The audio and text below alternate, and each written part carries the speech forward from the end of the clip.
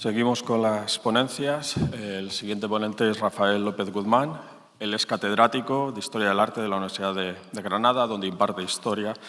del Arte Iberoamericano en la Edad Moderna fundamentalmente. Él ha sido director de Extensión Cultural y del Seminario de Estudios Latinoamericanos de la Universidad de Granada, así como vocal de las comisiones andaluzas de bienes inmuebles y de museos. También fue miembro de la Comisión Asesora del Ministerio de Educación para la promoción de la formación e investigación de ciencias sociales, jurídicas y humanidades. Ha sido presidente del Comité de Historia del Arte, director del Departamento de Historia del Arte de la Universidad de Granada y vicepresidente del Centro de Estudios Históricos de Granada y su Reino, y ha dirigido el Seminario Permanente de Patrimonio Histórico de la Universidad Internacional de Andalucía y el Máster de Gestión Cultural de la Universidad de Granada. Es académico correspondiente de la Real Academia de Bellas Artes de San Fernando y de la Academia de Historia de Cartagena de Indias. En 2014 se le concedió el Premio Andaluz de Investigación Plácido Fernández Viagas en reconocimiento a su trayectoria, y el Gobierno de México le concedió en 2015 la Orden Águila Azteca. Sus publicaciones giran en torno a la época moderna en Andalucía e Hispanoamérica, así como con la cultura islámica y especialmente el arte mudéjar. Ha participado en proyectos de edición conjuntos, destacando los referidos a los ámbitos hispanoamericano, mudéjar y musulmán, y así otros relacionados con la conservación patrimonial. Como conferenciante y profesor invitado ha participado en programas de posgrado en distintas universidades españolas y americanas. En relación a esto que acabo de decir, me gustaría hacer un pequeño inciso. Conozco a Rafael hace ya más de 2 décadas, cuando un grupo de profesores de la Universidad de Salamanca le invitamos a que participara en un curso extraordinario y de formación continua sobre el intercambio artístico, circulación de obras, artistas y modelos, con el fin de que nos hablara en aquel momento del que se había convertido en uno de sus libros estrella, que yo creo lo sigue siendo, Arquitectura mudéjar, del sincretismo medieval a las alternativas hispanoamericanas, publicado por la editorial Cátedra en el año 2000. Ha comisariado y coordinado numerosas exposiciones de carácter nacional e internacional en España y América, centradas en las relaciones culturales de España con América, así como con el arte y la cultura del Andaluz. Al respecto, no podemos dejar en el tintero, sería un olvido imperdonable, que Rafael López Guzmán fue el coordinador a nivel científico de uno de los proyectos convertidos con el tiempo en uno de los grandes referentes a nivel nacional e internacional, y por supuesto me estoy refiriendo al proyecto El Legado Andalusí. Supongo que en algún momento de esta rapidísima presentación debería dar algún dato sobre la trayectoria investigadora del profesor Rafael López Guzmán. Lo cierto es que hoy, que tenemos a nuestro alcance a través de Internet, a un sencillo toque de clic, acceder al currículum vitae de cualquier investigador, de cualquier profesor universitario, resulta realmente sencillo. Vistos así, de manera totalmente aséptica, esos datos nos dicen, eso sí, dependiendo de la plataforma que consultemos. Por cierto, casi todas ellas mienten, o por lo menos difieren una de la otra, por lo tanto he optado a seguir la página oficial de la Universidad de Granada, que nos dice que nuestro ponente ha publicado 40 libros, 112 capítulos de libros, 69 artículos, 25 actas de congresos y ha dirigido nada más y nada menos que 42 tesis doctorales. Al respecto hago un segundo y último inciso. Gracias, muchas gracias por haberme invitado a formar parte de la comisión que juzgó, calificó la tesis de Miriam Tejero López. Y me gustaría añadir en este sentido un dato más. Según Dialnet, según las métricas de Dialnet, nuestro ponente tiene un índice H7, que muchos nos gustaría tener, por supuesto. Datos asépticos, frías cifras que nada nos dicen en realidad de la calidad científica e investigadora del profesor Rafael López Guzmán, motivo fundamental por el que hoy nos acompaña en este congreso, motivo por el que la dirección y comité científico de este congreso ha considerado que era la persona idónea, el candidato perfecto para que impartiera la ponencia titulada Patrimonio Artístico Español en las colecciones de México. Estimado Rafael, es todo un placer, un verdadero honor darte la palabra. Muchísimas gracias. Lógicamente, Internet miente y la Universidad de Granada todavía más. Es decir, que de lo que ha dicho, empezar a recortar y dividir por 10 para empezar. Lo primero, también agradecer a los organizadores de este Congreso Internacional el haberme invitado para poder compartir con todos ustedes algunas reflexiones sobre el magnífico patrimonio mexicano, que creo que conozco con cierta profundidad, y sobre todo aquel relacionado con España. con lo que puede ser de patrimonio artístico español actualmente en México y que he podido de alguna manera ir conociendo a través de colecciones privadas, pero también museos públicos, y que desde mi punto de vista este patrimonio emigrado, este patrimonio que llega por distintos motivos a distintos lugares del mundo, ya sean expolios, a veces con ventas jurídicamente legales, pero no quita que no tengan una parte negra en el proceso de compra o en el proceso de expropiación de esos bienes, y acabamos de oír a nuestro compañero Arturo cómo muchas de las obras, incluso hoy día presentes en museos de forma muy legal, proceden de más o menos condiciones bélicas o de problemas de carácter ideológico y político que han llevado a que esas obras no estén ubicadas en su correcta trayectoria histórica. Es cierto que estas obras, hoy día que no sabemos dónde están, pero las que sí tenemos localizadas, son una fisura importante en el conocimiento y en lo que significa la estructura de nuestro patrimonio histórico-artístico. A veces nos quedamos sencillamente en la catalogación de lo que hay fuera de España, pero es que esas obras son fundamentales para entender artistas, para entender periodos, para entender talleres y para entender, en definitiva, nuestra estructura social a lo largo de la historia. Me voy a centrar en México en algunas colecciones, pero quería empezar precisamente con el Museo de San Carlos, si esto me funciona. Y ya me ha funcionado demasiado rápido. A ver. Bueno, el Museo de San Carlos es un poco el correspondiente a la Academia de San Fernando, es decir, a lo que es el Museo de la Academia de San Fernando de Madrid. Ahí han llegado muchas obras españolas procedentes bien de donaciones de los propios alumnos, de los propios profesores, pero también a través de compras por el propio gobierno mexicano, y uno de ellos es precisamente este Alberto Pani, que comentaba Arturo, que es enviado a Europa con una cantidad ingente de millones de dólares para comprar obra europea para este museo. Ahí se conservan obras, como pueden ver en pantalla, como Pedro Berruguete, como puede ser Juan de Flandes, ahora voy al revés,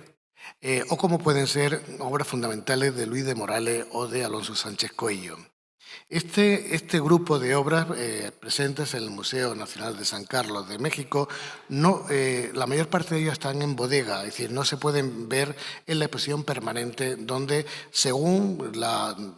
dirección del museo va tomando decisiones de carácter positivo museográfico que ocultan en muchas ocasiones lo que puede ser el arte español conservado en ese lugar. Tenemos Zurbaranes, tenemos Carreño de Miranda y tenemos, y esto es muy importante, dos obras de Alonso Cano fundamentales en la historia de este pintor. Este San Juan Evangelista y sobre todo esta obra de San Juan Evangelista dando la comunión a la Virgen, que sirvió para que el Museo de San Carlos me encargara una microexposición que permitía la recuperación de lo que era el retablo de Sevilla, el retablo de Santa Paula de Sevilla, que como todos sabemos fue expoliado, fue robado por el mariscal Soult en 1810.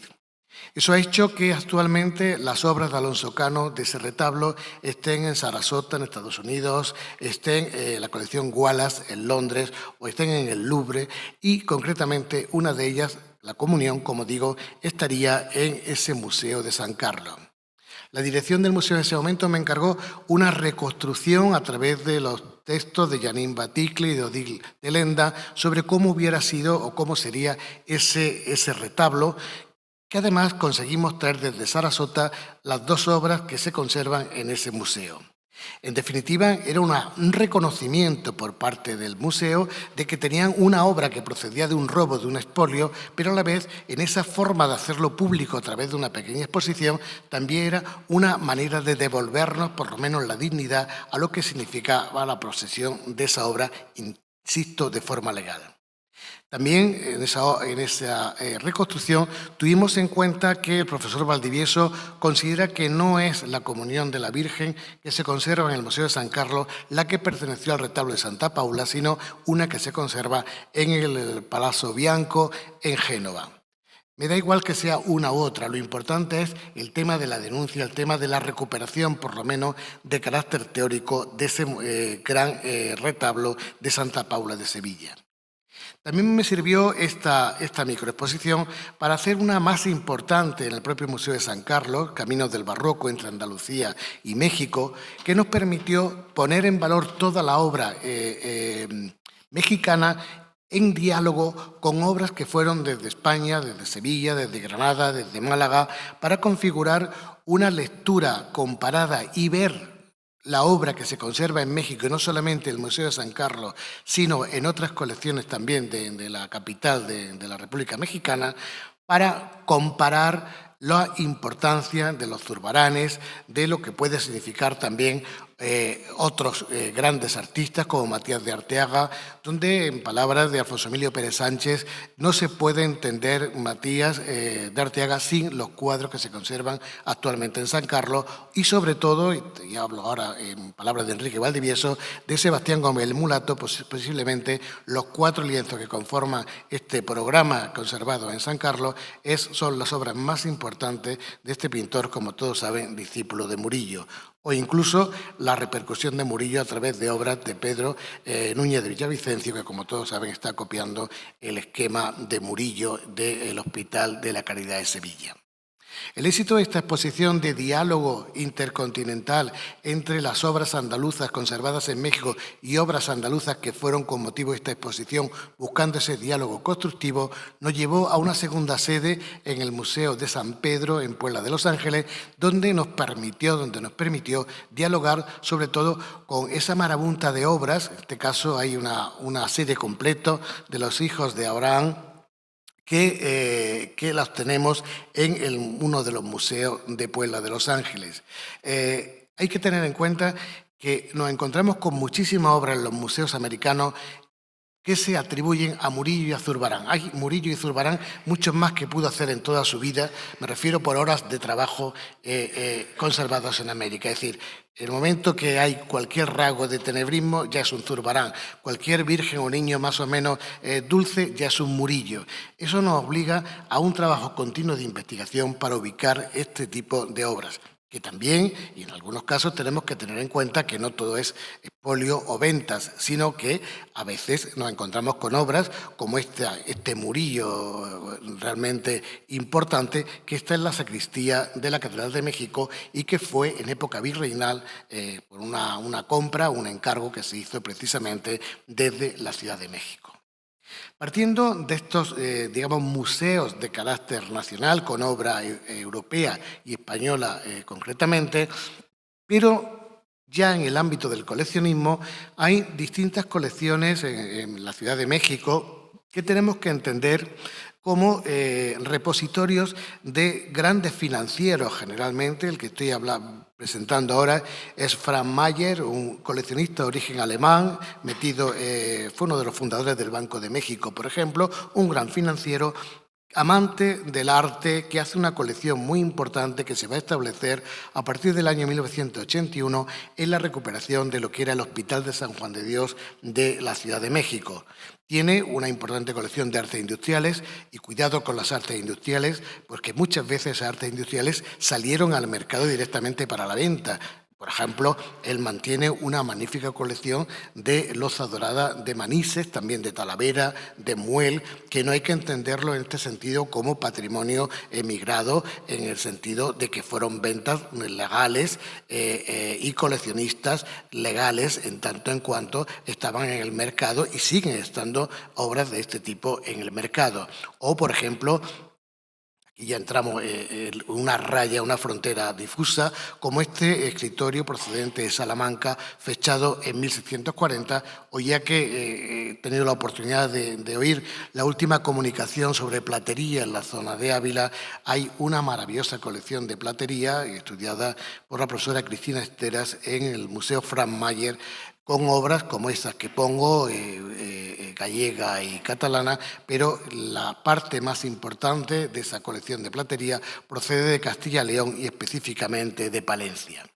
En esa colección Frank Mayer hay un cuadro fundamental para nuestra historia del arte, que es este Rivera, La Vista, que forma parte de una serie que se le encargó por un diplomático español en ese momento en Roma, que son los 5 sentidos. Esa serie está actualmente repartida en varios museos del mundo, como pueden ver en la parte de la derecha, pero sin duda, desde mi punto de vista, el lienzo más interesante a nivel compositivo y sobre todo a nivel técnico es sin duda La Vista, el sentido de la vista, que se conserva en ese Museo Frank Mayer conjuntamente con algunos cuadros del taller de Zurbarán, extraños en tanto en cuanto representan a los infantes de Lara, un tema profano que no es lo normal, como todos saben, en nuestra pintura barroca. También en el Museo Frank Mayer nos encontramos con 5 cobres, son cobres, pongo 2 sencillamente, de Francisco Polanco, que están perfectamente fechados y firmados. Es de lo poco que hay perfectamente ubicado de este pintor. Por eso digo que no es solamente inventariar o catalogar las obras que hay fuera de España, sino qué significan dentro de nuestro patrimonio cultural, y tenemos que reconstruir a veces nuestra propia historia de la cultura con estas obras perdidas o no perdidas, pero situadas en otros contextos museográficos. Y una cuestión que me ha llamado mucho la atención es el número altísimo, son 37 ejecutorias de hidalguía que se encuentran depositadas propiedad de este museo. Esas ejecutorias de hidalguía pierden su valor jurídico en el siglo XIX y pasan a tener sencillamente un valor de carácter documental histórico para el historiador y artístico, sobre todo para los coleccionistas, a través de las páginas miniadas, de las páginas pintadas. Hay, insisto, 37 ejecutorias, de las cuales el número más elevado es de la Chancillería de Granada, algo que me sorprendió por un lado, puesto que todas pertenecen o fueron compradas en las mismas fechas, que estamos hablando de los años 1940-1945, un momento en que posiblemente salieron ilegalmente de España. Tampoco creo que se valoraran mucho en ese momento este tipo de dibujos y donde hay pues la familia, elementos representativos de su escudo, su genealogía en distintos momentos. Y pienso que se vendieron de forma ilegal en Granada. Lo que pasa es que no tengo todavía la vía, cómo se compraron, puesto que casi todas, como digo, provienen de Granada. Incluso, y esto lo hago a nivel sencillamente personal, encontré una de mi pueblo, yo soy de un pueblecito de la provincia de Jaén, que resuelve un problema sobre la religiosidad y la patrona y la copatrona de Huelma, Jaén, gracias a esta ejecutoria que me encontré en el Museo Frank Mayer de México. Una historia un tanto rocambolesca que no le voy a contar y no le voy a entretener con este discurso, digamos, de cronista local, que me enorgullece. Soy cronista local de mi pueblo, eso me enorgullece bastante. También hay algunas ejecutorias de la Chancillería de Aragón, menos, pero también hay ejecutorias de la Chancillería de Aragón. Es decir, que pone de manifiesto cómo había como una necesidad continua de comprar todo lo que hubiera a la venta. Compran platería, compran pintura, compran ejecutorias de hidalguía, compran cerámica, es decir, compran lo que pueda haber, ¿no? Siempre, insisto, en esa fecha, a partir de los años 40, 50, Europa vive el problema de la guerra mundial y nosotros mejor no hablar, pero en cambio ellos se enriquecen a la sombra de la Segunda Guerra Mundial. México con su petróleo, hay un boom económico muy fuerte y es el momento en que se van a gestar todas estas colecciones de carácter privado. Pero sin duda una de las más importantes es la de Carlos Slim. Carlos Slim aparece en los referees dentro de los 50 más ricos del mundo que suelen aparecer anualmente. Es el propietario de Televisa y sobre todo del grupo Carslo, que es uno de los más importantes de Latinoamérica. Tiene distintos museos y su colección asciende a algo más de 70.000 obras actualmente. En ese museo, el Museo Soumaya, que es el emblema de lo que puede significar su colección, nos encontramos obras interesantísimas que van desde maestros de carácter medieval a Juan de Flandes, pasando por Sánchez Coello, y lo importante, y he trabajado muy a fondo este museo, es que hemos podido investigar en las fichas de inventario, las fichas internas de inventario del museo, la trayectoria de algunas de estas obras. Y es curioso constatar cómo se compran a veces obras españolas que han salido fuera de España, que han vuelto a España y que después se han vuelto desde España, y estoy hablando de fechas relativamente recientes. Por ejemplo, uno de los espacios donde más ha comprado Soumaya ha sido la Galería Caylus de Madrid, aunque otras la ha conseguido en subastas internacionales de Christie, sobre todo en Londres. Tiene una colección importante de Grecos. De Grecos tiene una colección importante. Incluso en el año 2004 hubo una exposición, creo que fue en el BBVA o Mafre, no recuerdo exactamente, que se llamó en Madrid, me refiero, Tesoros del Museo Soumaya, donde se expusieron algunas de estas obras. Pero no fue un grupo importante de obras españolas las que concilió, digamos, las que tuvieron en esa gran exposición, como digo, que se hizo en nuestro país, en Madrid. Porque a veces muchas de estas obras las conocemos no porque estén expuestas, sino porque a través de exposiciones internacionales nos permiten ubicarlas, verlas y de alguna manera aparecen en bibliografía que luego nos permiten consultar. También tenemos de José Rivera algunas obras, unos magníficos murillos, entre ellos un caballero que siempre a mí me llama la atención, los que estudiamos Historia del Arte, la pintura profana que hay en el 17, que es tan difícil frente a la religiosa, pero el Ecce Homo es una de las obras maestras de Murillo que no tenemos en nuestro país, o también de Zurbarán, obras importantes como la que vemos ahí de San Francisco de Asís en éxtasis. Algunas obras fundamentales para nuestro patrimonio pueden parecer que no lo son, pintores secundarios como Bernardo Lorente Germán, que tiene 4 obras en el Museo Soumaya, también fundamentales para la historia de este pintor, o obras curiosas, anónimos, pero que representan y que son importantes para nuestro patrimonio, nuestra percepción y visión del patrimonio urbano, como pueden ser esas 2 vistas de Madrid, una de la Plaza Mayor y otra del Alcázar Real de Madrid. Junto a Carlos Slim, porque además comparten espacios financieros y comparten también empresas conjuntas, nos encontraríamos con Pérez Simón, Juan Antonio Pérez Simón, que es un asturiano, se va con 5 años a México, va a hacer un enorme capital, como digo, a veces en relación con Carlos Slim. Tiene una magnífica colección absolutamente privada, no tiene un espacio de exposición, que suma más de 4.000 obras, con obras como Nicolás Borràs, como ese magnífico retrato de Jesucristo del Greco, o por ejemplo de Pantoja de la Cruz, de Sánchez Coello, de la Escuela de Sánchez Coello en este caso, o de José de Rivera. Esta colección no es pública, aunque francamente la predisposición de Juan Antonio Pérez Simón es muy positiva en cuanto a facilitar la visita, facilitar publicaciones. Tiene publicada buena parte de los catálogos de su colección y no tiene ningún problema en cuanto a temas de difusión, pero realmente es una puerta cerrada. Bueno, varias puertas cerradas porque la tiene distribuida en varias localizaciones, pero fíjense ustedes los magníficos Murillo en este caso, o este Ignacio de Ries, que lógicamente está copiando, como discípulo de Zurbarán, está copiando lo que pueden ser las magníficas santas vestidas a la moda del momento, o este Juan de Sevilla, un pintor del que tenemos bastante en Granada, pero que generalmente son composiciones más de una sola figura, y esta de la casa en Emmaús, de Simón, es interesante para nosotros en tanto en cuanto es un grupo de personajes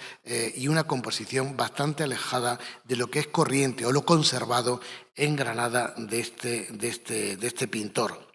O igualmente, como sucede en el caso de Slim, del Museo Sumaya, también tenemos una Plaza Mayor de Madrid, es decir, que son cuadros muy importantes desde mi punto de vista. Yo que me dedico al urbanismo y a la forma de representación en la pintura como fondos de cuadros de arquitecturas, me parecen muy importantes estos cuadros, un poco naif podrían parecernos, pero interesantes para ubicar la fiesta y para ubicar cómo funcionan esas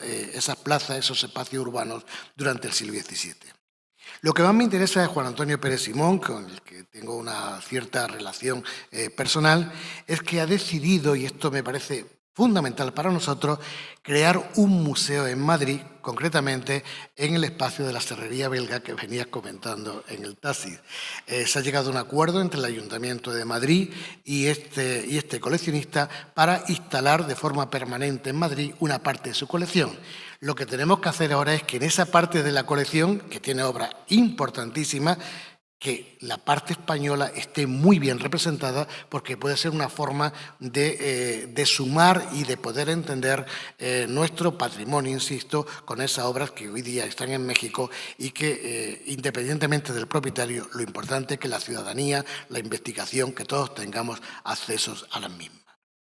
Pero si estos son obras, bienes muebles que circulan con cierta facilidad, es más difícil otro tipo de bienes que proceden de inmuebles. Todos conocemos los trabajos de María José, por ejemplo, con William Randolph Hearst, y el expolio que se produjo de obras arquitectónicas completas. Y en ese sentido, en México tenemos algunas cosas interesantes. Por ejemplo, Nicolás González Jáuregui, un empresario también mexicano, compra una serie de arcadas románicas y góticas, según la documentación, que es prácticamente nula, procedentes de Ávila, y monta una especie de kitsch, de una mezcla, una mezcolanza, porque mete también portadas virreinales, concretamente de Guanajuato, o fuentes de Talavera de Puebla de Los Ángeles, y crean un totum revolutum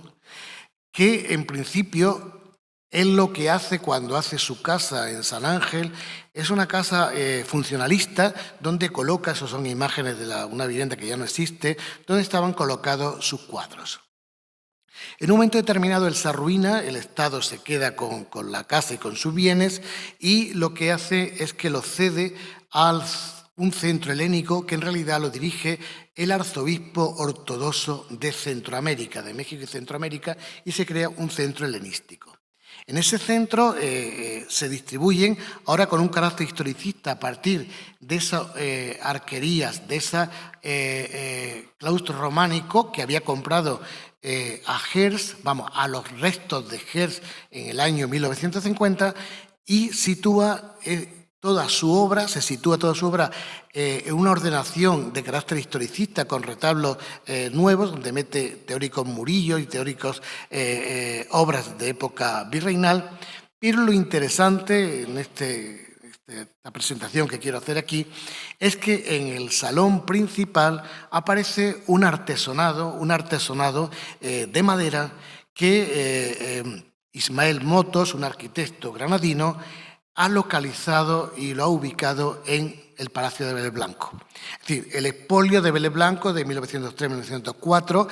que un anticuario francés compra el patio completo y compra también los artesonados de las distintas salas. De hecho, algunos de estos artesonados, de parte del artesonado, están en el Museo de Artes Decorativas de París. Pero a este anticuario francés, Blumenthal le compra lo que es la galería, es decir, la galería del patio, la arcada del patio y la techumbre, es decir, el artesonado proveniente de Vélez Blanco. Cuando muere, Blumenthal cede su colección y su casa, un poco para que la mantuvieran como casa-museo, al Metropolitan de Nueva York. Estos desmontan el patio, se lo llevan, como todos saben, al Metropolitan, donde está ubicado, de acceso a distintas salas de gestión del propio museo, pero el artesonado no le interesa, lo venden a unos anticuarios, más almacén de anticuarios que anticuarios, digamos, de pintura y de elementos de cierta fineza artística, queda arruinado y es la primera obra que compra este Nicolás González Jáuregui, el del Centro Helénico. Lo compra y se lo lleva a su casa. Evidentemente, él hace una composición similar a la que había en Blumenthal, pero hay más cosas en esa sala. Esa chimenea que ven al fondo es francesa, por ejemplo. Y Ismael Motos ha podido reconstruir a través de de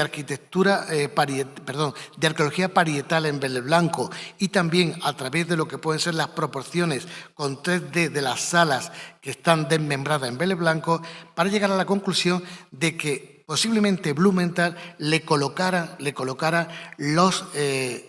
artesones rectangulares para que encajaran en su espacio de Nueva York. Con lo cual tendríamos o bien dos artesonados de verde blanco,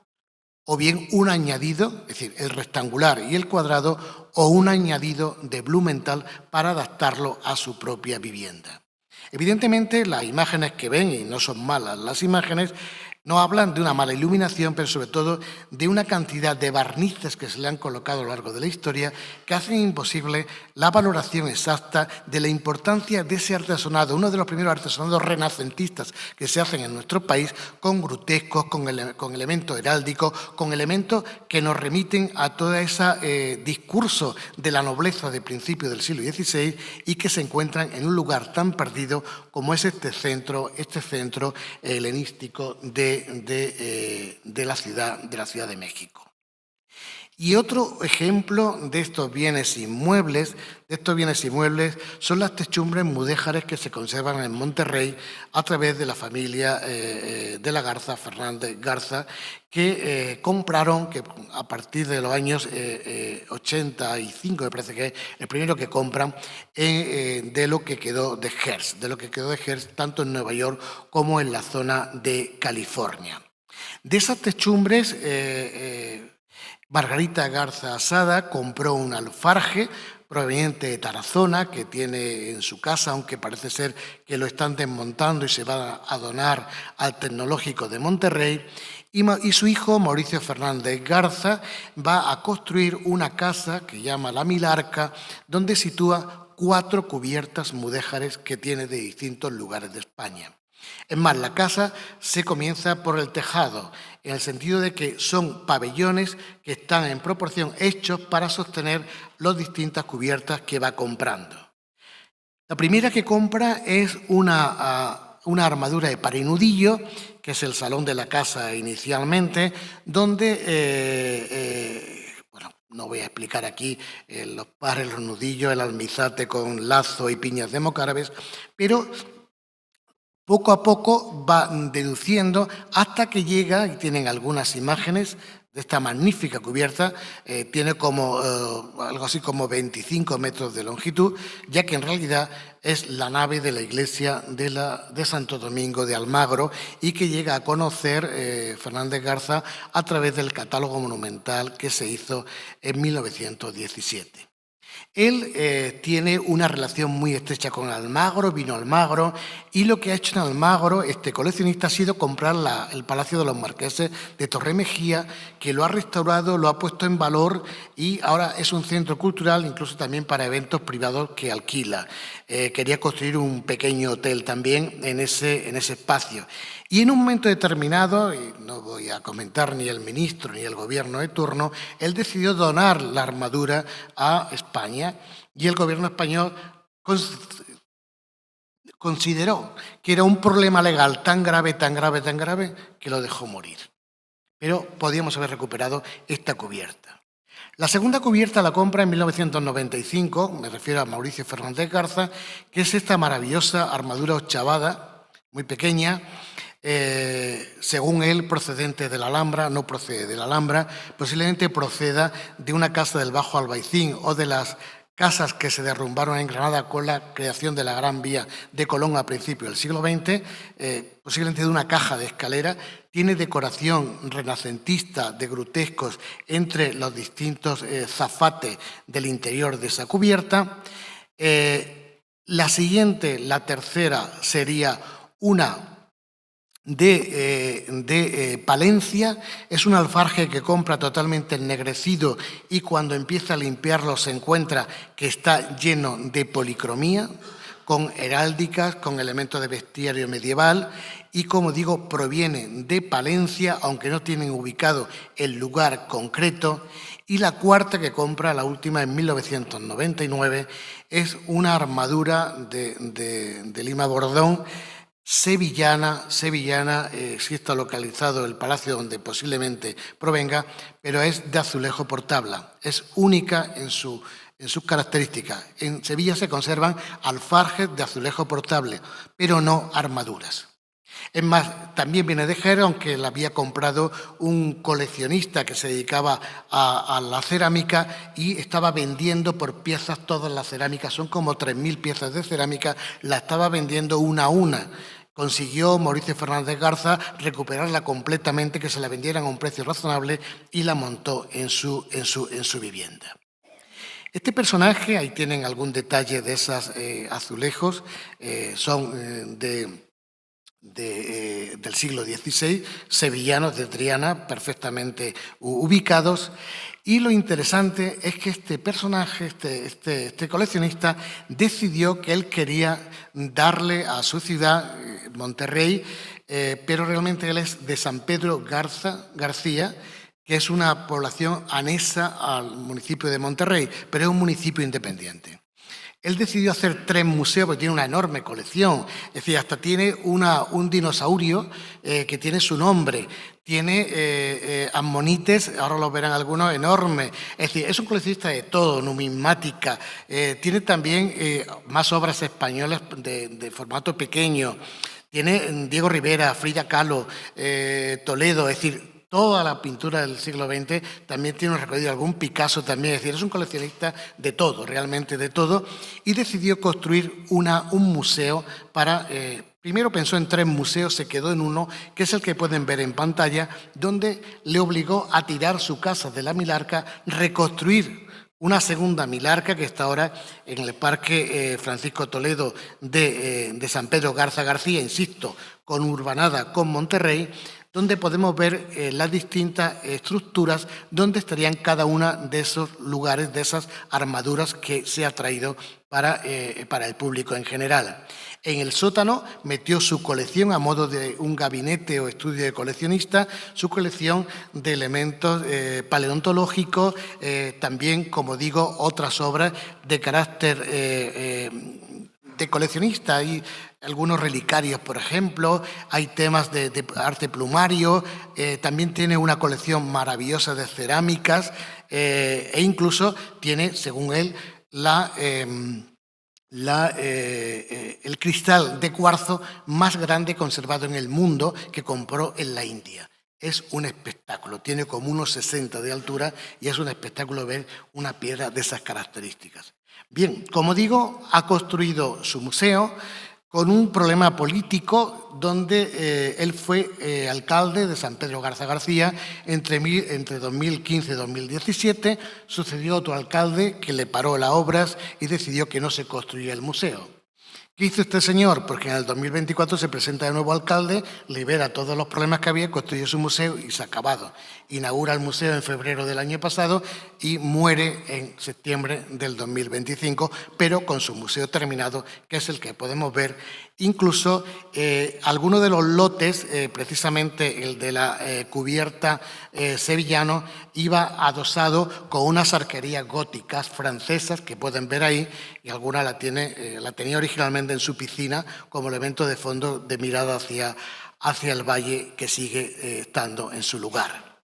Es decir, al menos en este caso podemos visitarlas públicamente. La de su mamá, doña Márgara, está en una situación privada. En definitiva, considero que hay que inventariar, catalogar y ubicar correctamente todo este patrimonio español que está fuera de España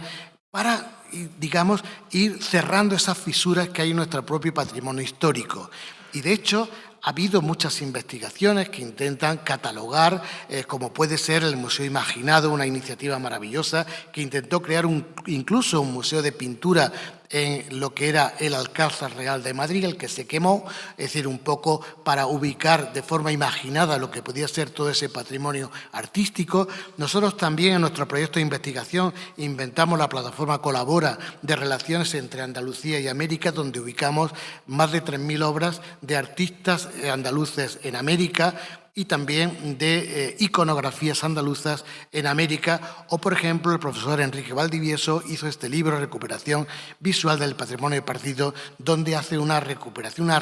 una recuperación virtual de los retablos, sobre todo sevillanos, que fueron expoliados durante la ocupación francesa y que le ha permitido, o nos permite por lo menos, visualizar de forma directa cómo serían esos retablos. Creo que tenemos mucho trabajo por delante, siempre con ese concepto de generalizar nuestro propio patrimonio y quizás yo soy muy torpe con los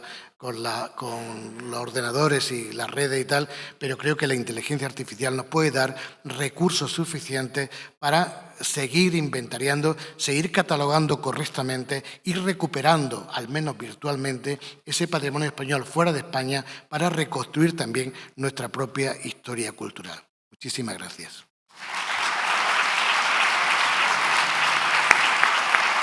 ¿Me he pasado?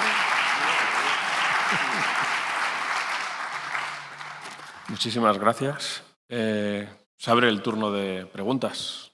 Arturo, yo creo. ¿Sí?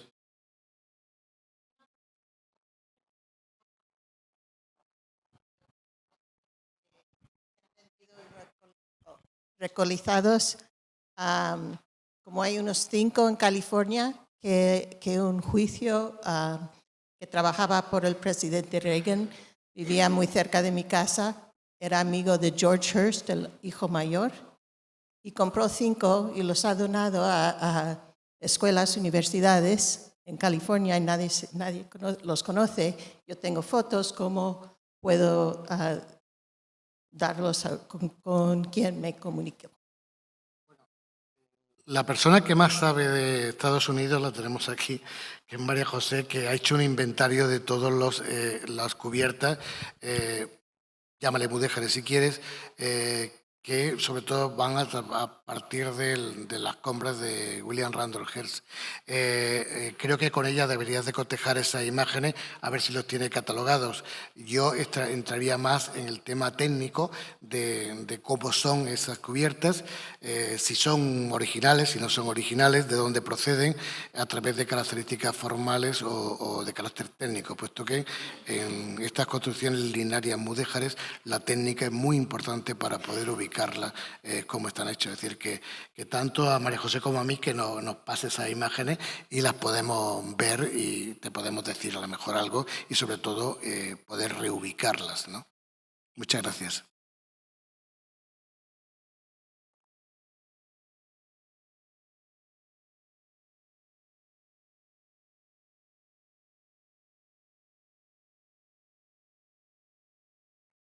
Bueno, yo no es una pregunta, es un comentario relativo a la conferencia de Arturo Colorado.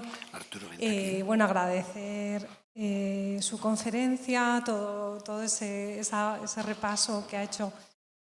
de esa cuestión que es tan complicada, tan compleja, y solamente, bueno, como soy conservadora de museos, he trabajado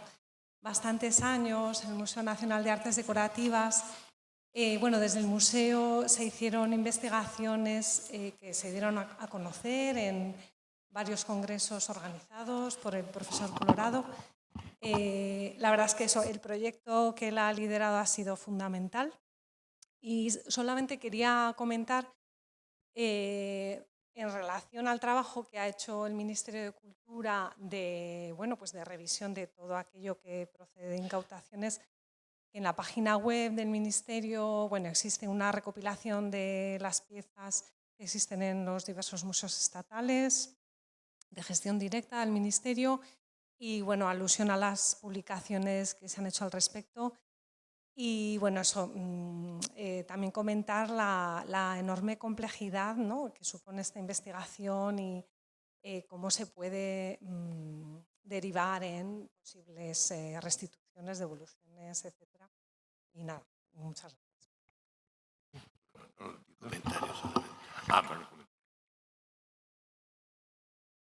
¿Hay alguna cuestión concreta o...? No, vale, es un comentario, vale.